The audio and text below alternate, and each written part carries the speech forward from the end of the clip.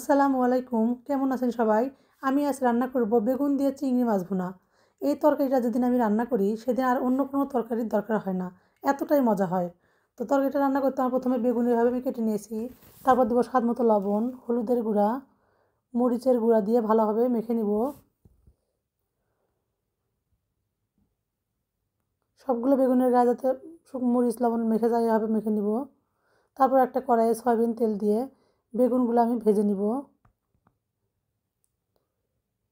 বেগুনগুলো একটু লাল লাল করে ভেজে নিব।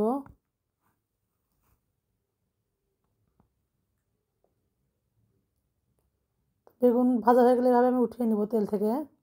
তো এভাবে আমি সবগুলো বেগুন ভেজে নিব। তারপর কড়াইয়ে পেঁয়াজ ও কাঁচামরিচ কুচি দিয়ে দিব।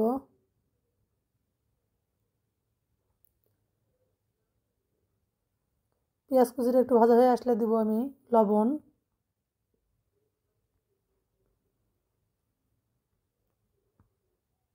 হলুদের গুঁড়া,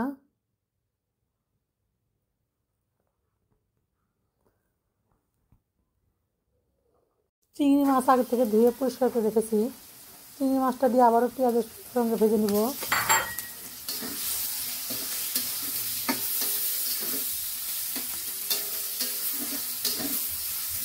তারপর দেবো ধনিয়া গুঁড়া, মরিচের গুঁড়া, আবারও ভালোভাবে একটু ভেজে নিব।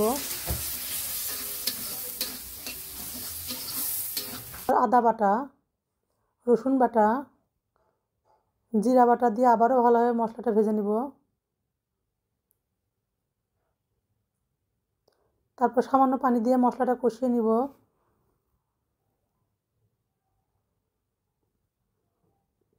এবার একটা ঢাকনা দিয়ে আমি মাছটা সিদ্ধ হওয়া পর্যন্ত মশলাটা কষিয়ে নিব। তোমার মাছটা সিদ্ধ হয়ে এসেছে, এবার আমি মশলাটা একটু ভালোভাবে কষিয়ে এর ভিতর দিয়ে দিব আমি আগে থেকে ভেজে রাখা বেগুন।